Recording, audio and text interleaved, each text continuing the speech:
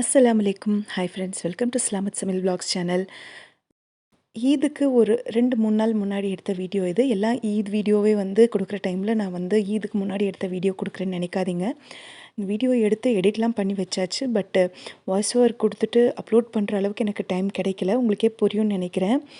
நம்ம இஃப்தார், சஹர் அதுக்கப்புறமா நம்ம ஈத் டைமில் ரொம்ப பிஸியாக இருந்ததுனால என்னால் இது வாய்ஸ் ஓவர் கொடுத்து அப்லோட் பண்ணுற அளவுக்கு டைம் இருக்கல. ஸோ அது புரிஞ்சுக்குவீங்கன்னு நினைக்கிறேன், சப்போர்ட் பண்ணுவீங்கன்னு நினைக்கிறேன்.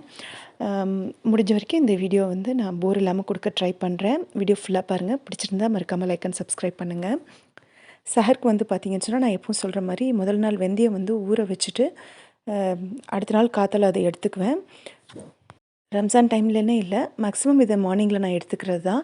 அதே மாதிரி அடுத்த நாள் காலையில் பிரியாணி செஞ்சிடலாம் சஹருக்கு அப்படின்னு சொல்லிட்டு அரிசி ஊற வச்சுட்டு தான் போய் நைட்டு தூங்க போயிருந்தேன். பட் மார்னிங் எழுந்தோடனே ஹஸ்பண்ட் சஹருக்கு பிரியாணி வேண்டாம், குஷ்கா பண்ணிடலாம் அப்படின்னு சொல்லிட்டாங்க. பட் அவங்க சொன்னதை மாற்ற முடியாது. ஸோ அவங்க கேட்டதை செஞ்சிடலாம் அப்படின்னு சொல்லிட்டு பிரியாணிக்கு ஊற வச்சுருந்த தண்ணியெல்லாம் என்ன பண்ணலான்னு யோசிச்சுட்டு இருந்தேன். ஸோ அதுக்குள்ளே நம்ம யோசிக்கிறது அப்புறம் பண்ணலான்ட்டு புளியெல்லாம் ஊற வச்சுட்டேன். ஏன்னா குஷ்காவுக்கு தால்ச்சா வேணும் இல்லையா, அதனால புளி ஊற வச்சுட்டு பருப்பும் வேக வச்சிடலாம் அப்படின்னு சொல்லிட்டு அதை ரெடி பண்ணிட்டேன்.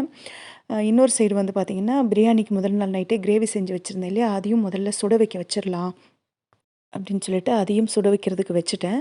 வச்சுட்டு பிரியாணிக்கு ஊற வச்சுருந்த அரிசியிலேருந்து தண்ணியெல்லாம் தனியாக பிரித்து எடுத்துட்டு பிரியாணிக்கு வச்சுருந்த அரிசியை குஷ்காவுக்கு மாற்றி பண்ணலாம் அப்படின்னு சொல்லி ரெடி பண்ணிகிட்டு இருந்தேன்.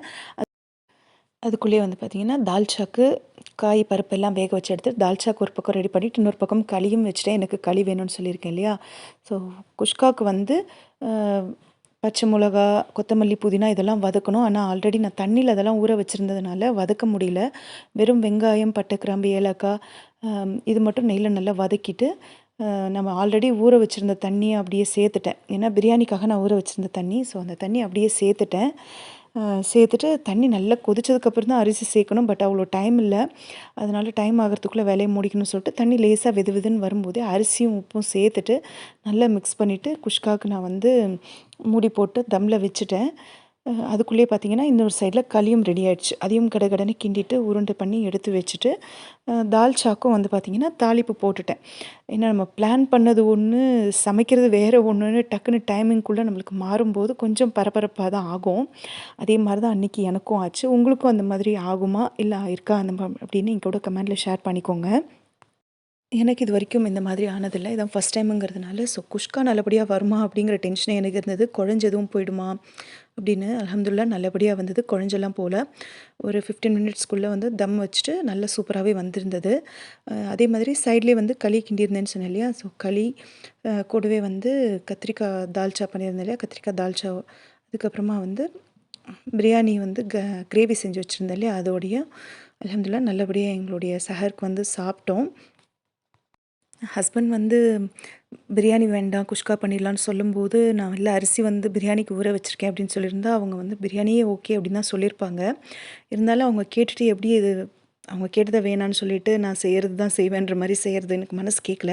அவங்க கேட்குறதே செஞ்சு கொடுத்துடலாம் அப்படின்னு சொல்லிட்டு நான் ஊற வச்சுருந்தது செஞ்சது எதையுமே அவங்க கிட்ட சொல்லலை. அவங்க கேட்டபடி செஞ்சு கொடுத்துடலாம் அப்படின்னு சொல்லிட்டு தான் செஞ்சு கொடுத்துருந்தேன். அவங்க பார்த்துட்டு சாப்பிடும்போது தான் கேட்டாங்க, இல்லை பரவாயில்ல அப்படின்னு சொல்லிட்டு நான் மேனேஜ் பண்ணிட்டேன் அப்படின்னு சொல்லி கொடுத்துட்டேன். அவங்களும் சாப்பிட்டாங்க அல்ஹம்துலில்லாஹ். அதுக்கப்புறம் இஃப்தாருக்கு முதல் நாள் ஈவினிங்கே செஞ்சு சாப்பிட்டது பேலன்ஸ் ஃப்ரூட்ஸ் இருந்தது. அந்த ஃப்ரூட்ஸும் கொஞ்சம் எடுத்துக்கிட்டோம். எடுத்துகிட்டு ஹஸ்பண்ட்க்கு மட்டும் கொஞ்சம் டீ போட்டு கொடுத்துட்டு எனக்கு பால் சுட வச்சு நானும் குடிச்சிக்கிட்டேன். ஸோ நான் ஆல்ரெடி சொன்ன மாதிரி எனக்கு டீ காஃபி பழக்கம் இல்லை, அதனால தான் நான் பால் போட்டு தான் குடிச்சிக்குவேன். ஸோ பால் குடிச்சிட்டு கொஞ்சம் ஃப்ரூட்ஸும் எடுத்துக்கிட்டு அடுத்தது பசங்களுக்கு ஸ்கூலுக்கு தேவையான லஞ்ச் எல்லாம் ரெடி பண்ணிடலாம் அப்படின்னு சொல்லிட்டு செய்ய ஆரம்பிச்சிட்டேன். நமாஸ்க்கெல்லாம் அப்புறமா அடுத்தது ஸ்டார்ட் பண்ணிட்டேன். பசங்களுடைய லஞ்ச் பாக்ஸ் மெனு அவங்களுக்கு ஒயிட் ரைஸும் கூடவே முதல் நாள் தேங்காய் குழம்பு செஞ்சுருந்தேன், ப்ளைன் தேங்காய் குழம்பு. அதுக்கப்புறம் சின்ன வெங்காயம் தான் நம்ம நிறைய கட் பண்ணி வச்சுருப்போம் இல்லையா. ஸோ சின்ன வெங்காயம் சேர்த்து கேரட் துருவல் போட்டுட்டு கேரட் பொரியல் செஞ்சுட்டேன். சிம்பிள் அண்ட் ஈஸி மெனு, ரொம்ப டேஸ்டியாகவும் இருக்கும், பசங்களுக்கு இது பிடிக்கும். ஸோ கேரட் பொரியல், ஒயிட் ரைஸோட தேங்காய் குழம்பு செஞ்சுட்டேன். இந்த தேங்காய் குழம்பு ரெசிபி பார்த்திங்கன்னு சொன்னால் நம்மளோட சேனலில் ஆல்ரெடி நான் அப்லோட் பண்ணியிருக்கேன். ஸ்லாமத் சமையல் சேனலில் இருக்கும். ரொம்ப ரொம்ப ஈஸியான குழம்பு. இது இந்த செஞ்சு வச்சிட்டோம்னு சொன்னா, ஒரு வாரம் ஆனா கூட கெடாது. நீங்க ஃப்ரிட்ஜில கூட வைக்க வேண்டாம். ஒரு நாளைக்கு ஒரே ஒரு தடவ சுட வச்சு வச்சுட்டோம்னு சொன்னா, அவ்ளோ டேஸ்ட்டா இருக்கும் இந்த குழம்பு. லிங்க் வந்து நான் டிஸ்கிரிப்ஷனில குடுக்குறேன். அவ்ளோ டேஸ்ட்டா இருக்கும் தேங்காய் குழம்பு. அண்ட் ஸ்நாக்ஸுக்கு வந்து பசங்களுக்கு கிரேப்ஸ் வச்சு விட்டுட்டேன். அவங்களுக்கு இதெல்லாம் செஞ்சு குடுத்துட்டு, அடுத்தது நம்ப ஊற வைக்கிறதெல்லாம் வந்து செஞ்சிடணும் இல்லையா? ஸோ அதுவும் வந்து செய்ய வைக்க ஆரம்பிச்சுட்டேன். பசங்கள ஸ்கூலுக்கெல்லாம் கெளப்பிட்டு, அதுக்கப்புறம் தான் வந்து நம்ம ரிலாக்ஸா வந்து கொஞ்ச நேரம் ரெஸ்ட் எடுக்க முடியும். அதனால தான்.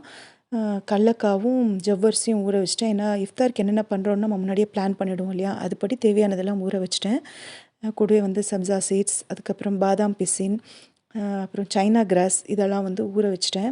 ஸோ நம்ம என்ன பண்ணுறோம் அப்படிங்கிறது முன்னாடியே பிளான் பண்ணிடுவோம். அதுக்கேத்த மாரியான வேலைகள் முன்னாடி செஞ்சு வச்சுட்டோம்னா ரொம்ப ஈஸியாயிடும்.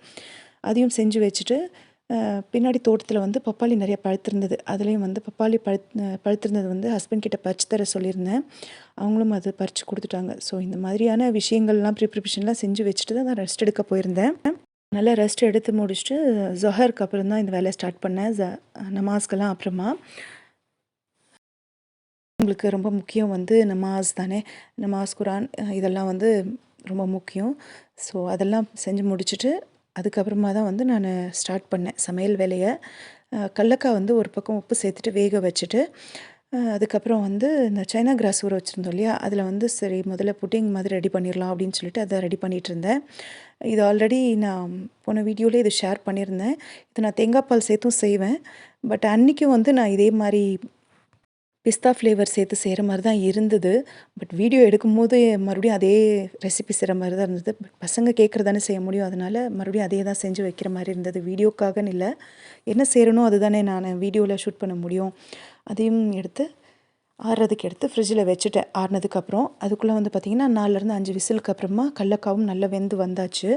இந்த கடலக்காய் வந்து நான் தண்ணியெல்லாம் நிறுத்திட்டு, கடலக்காய் மாத்திரம் எடுத்து ஹாட் பாக்ஸில் போட்டு எடுத்து வச்சுட்டேன். அப்போ தான் வந்து இஃப்தார் டைம் வரைக்கும் நல்லா சூடாக இருக்கும் அப்படின்னு சொல்லிட்டு ஹாட் பாக்ஸில் போட்டு வச்சுட்டேன். இந்த கடலக்காய் வேக வச்ச தண்ணி வந்து வேஸ்ட் பண்ண முடியாது இல்லையா? ஸோ அந்த தண்ணியிலே வந்து உருளைக்கிழங்கும் வேக வச்சுட்டேன். இதுக்கு தனியா உப்பு சேர்க்க வேண்டியிருக்காது. ஏன்னா அந்த தண்ணியிலேயே கடலக்காய்க்கு சேர்த்த உப்பு அப்படியே இருக்கும். ஸோ அதனால நான் அதிகம் உப்பு சேர்க்காம அப்படியே வேக போட்டுட்டேன். வேக போட்டு வந்து பார்த்தா செம்ம மழை. ரொம்ப நல்லா இருந்தது. ஆலங்கட்டி மழை.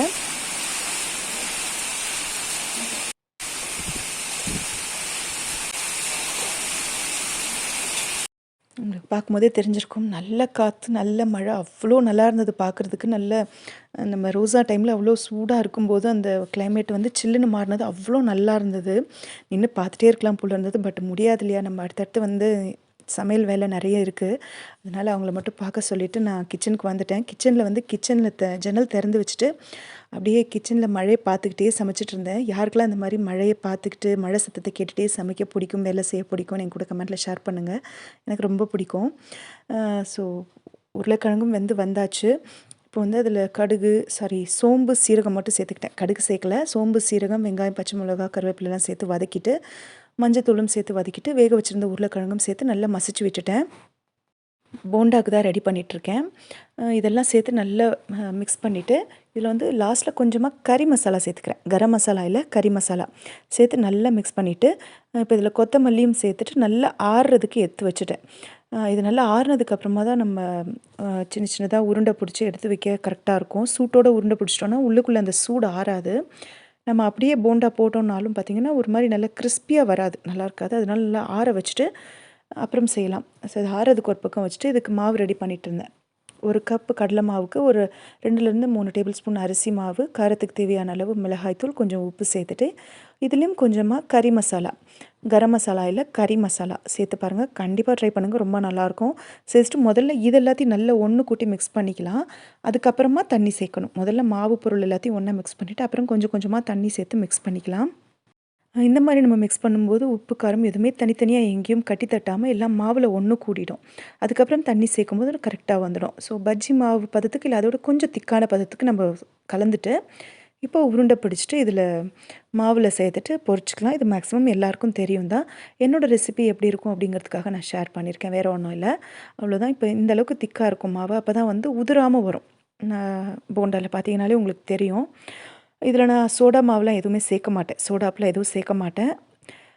கூடவே வந்து பார்த்தீங்கன்னு சொன்னா, ஃப்ரூட்ஸ் எல்லாம் கட் பண்ணி வச்சிடலாம் அப்படின்னு சொல்லிட்டு, திராட்சை கழுவி வச்சுட்டு, பப்பாளி பழம் வந்து அதையும் கட் பண்ணி எடுத்து வச்சுட்டேன். இஃப்தாருக்கு கொஞ்ச நேரம் முன்னாடி நம்ம சாலடுக்கெல்லாம் மிக்ஸ் பண்ணிக்கலாம் அப்படின்னு சொல்லி வச்சுருந்தேன் இல்லையா? ஸோ அது வந்து இப்போ தான் மிக்ஸ் பண்ணிக்கிறேன். ஹாட் பாக்ஸில வச்சுருந்த கடலக்காவுல வந்து இப்போ தான் மிக்ஸ் பண்ணிக்கிறேன்.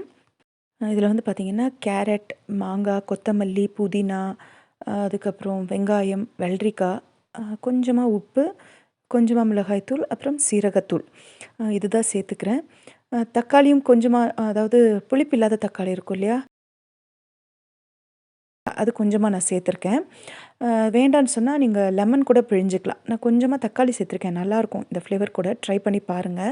நல்ல ஃபில்லிங்கா கூட இருக்கும். இஃப்தார் டைம்னே இல்ல, நம்ம நார்மலாவே சாலட்க்கு இத எடுத்துக்கலாம். சாப்பிடணும் அப்படின்னு நினைக்கும்போது ரொம்ப நல்லாயிருக்கும். ஓகே, ஒவ்வொன்றா செஞ்சுட்டு பசங்கக்கிட்ட கொடுத்து எடுத்து வைக்க சொல்லிட்டேன். ஒவ்வொன்றா எடுத்து வைக்க ஆரம்பிச்சுட்டாங்க. இப்போது கொஞ்சம் இடம் காலியானா தான் அடுத்தடுத்து நம்ம செய்ய ஆரம்பிக்க முடியும். அதே மாதிரி இளநீ இருந்தது, அதையும் வந்து உடச்சி ஊற்றி எடுத்து வச்சுட்டு, கூடவே வந்து ஜூஸ்லாம் போட ஆரம்பிச்சிட்டேன் அடுத்தடுத்து. ஏன்னா ஜூஸ்லாம் வந்து ஃபஸ்ட்டே செஞ்சு எடுத்து வைக்க மாட்டேன் நான். கொஞ்ச நேரம் முன்னாடி தான், இஃப்தார் கொஞ்ச நேரம் முன்னாடி தான் செஞ்சு வைப்பேன். சப்போட்டா ஜூஸும் செஞ்சுட்டு அதிலேயே வந்து நான் பாதாம் பிசின் சேர்த்துக்குவேன். ஜூஸில் பாதாம் பிசின் சேர்த்து பாருங்கள், ரொம்ப நல்லாயிருக்கும் குடிக்க. அண்ட் குளிர்ச்சியும் கூட இந்த சம்மர் டைமில். அதே போல் வந்து மேக்ஸிமம் இஃப்தாரில் வந்து ஃபலூடா இருந்தே இருக்கும் ரோஸ் ஃப்ளேவரில். ஏன்னா அது பசங்களுக்கு ரொம்ப ஃபேவரட். அதனால மேக்ஸிமம் இருந்தே இருக்கும். நீங்கள் வீடியோஸில் பார்க்கும்போது தெரிஞ்சிருக்கும். ஸோ இதெல்லாம் செஞ்சு எடுத்து வச்சு பசங்கக்கிட்ட கொடுக்க ஆரம்பிச்சிட்டேன். ஒவ்வொன்றா அவங்க கொண்டு போய் வைக்க ஆரம்பிச்சிட்டாங்க. கூடவே வந்து கடலக்கால வந்து சாலட் பண்ணியிருந்தோம் இல்லையா? அதையும் வந்து நான் பவுலில் வந்து ட்ரான்ஸ்ஃபர் பண்ணிவிட்டு அதையும் வந்து கொண்டு போய் வைக்க ஆரம்பிச்சிட்டேன். அதுக்கப்புறம் ஃப்ரிட்ஜில் வச்சுருந்த சைனா கிராஸ் புட்டிங் இருக்கு இல்லையா? அதையும் எடுத்து வெளியில் வச்சுட்டேன். ஸோ மறந்துடக்கூடாது அப்படின்னு சொல்லிட்டு. எல்லாத்தையும் விட ரொம்ப முக்கியம் வந்து ஆஷ் மஜீத்லேருந்து வாங்கிட்டு வர ஆஷ் வந்து நம்மளுக்கு திரும்பவும் வந்து அடுத்த ரம்ஜானுக்கு தான் அப்படின்னு நினைக்கும்போது, திரும்பவும் எப்போ அது கிடைக்கும், எப்போ திரும்ப வந்து ரம்ஜான் வரும் அப்படின்னு இருக்கு. ரம்ஜான் வந்து இந்த வருஷம் ரொம்ப சீக்கிரம் வந்த மாதிரி இருக்குது. ரோஸா வந்ததும் தெரியல, ரோஸா நம்ம வச்சுருந்ததும் தெரியல. அவ்வளோ ஸ்பீடாக போன மாதிரி இருக்குனால் எனக்கு தான் அப்படி தோணுதா, இல்லை உங்களுக்கும் அப்படி தான் தோணுதான்னு சொல்லுங்கள். இஃப்தாருக்கு நம்ம ரெடி பண்ண இதெல்லாமே கொண்டு வந்து வச்சுட்டு, உடனே வந்து ஒரு வீடியோ இல்லை ஒரு கிளிப் எடுத்துக்குவேன். இது வந்து வீடியோவில் அப்லோட் பண்ணுறதுக்காகனே இல்லை, நான் சேனல் ஆரம்பிக்க முன்னாடி இருந்தே இது ஒரு மெமரிக்காக ஒரு கிளிப்ஸ் மாதிரி எடுத்து வச்சுக்குவேன், ஒரு ஹாப்பினஸ்க்காக. வீடியோக்காகன்னு வரும்போது ஒரு சின்ன கிளிப்பு இல்லை ஷார்ட்ஸுக்கு தேவை மாதிரி எடுத்து வச்சுடுவேன். இதெல்லாம் எடுத்து வச்சுட்டு அதுக்கப்புறம் போய் ஃப்ரெஷ் ஆகிட்டு வந்துட்டு அதுக்கப்புறம் தான் துவா கேட்க உட்காருவோம். இஃப்தார் நேரத்துலலாம் வீடியோலாம் எடுக்க மாட்டோம். ஸோ நான் எடுத்து வைக்கிறது ஒரு 1/2 அன் ஹவர் முன்னாடியே எடுத்து வச்சுட்டு அதுக்கப்புறமா தான் கிளிப்ஸ் எல்லாம் எடுப்பேன். துவா கேட்குற டைம்லலாம் உட்காந்து யாரும் வீடியோ எடுத்துகிட்டு இருக்க மாட்டாங்க. அல்ஹம்துலில்லாஹ், ரோஸா எங்களுக்கு நல்லபடியாக இருந்தது. எல்லாருக்கும் அப்படி தான் இருக்கும்னு நம்புகிறோம். அதே போல் லேட்டாக இருந்தாலும் ஈத் முபாரக் எல்லாருக்கும் நான் சொல்லிக்கிறேன். முடிஞ்ச வரைக்கும் இந்த வீடியோ நான் போர் இல்லாமல் கொடுத்துருக்குவேன் அப்படின்னு நம்புகிறேன். கொஞ்சம் அட்ஜஸ்ட் பண்ணிக்கோங்க. இந்த வீடியோ வந்து ஏற்கனவே நான் சொன்ன மாதிரி முன்னாடி எடுத்திருந்தது தான், அப்லோட் பண்ண முடியல, அதனால் இப்போ தான் பண்ணியிருக்கேன். ஸோ உங்களோட சப்போர்ட் எனக்கு எப்போ இருக்கணும். ஸோ மறக்காமல் லைக் அண்ட் சப்ஸ்கிரைப் பண்ணுங்கள். தேங்க்யூ.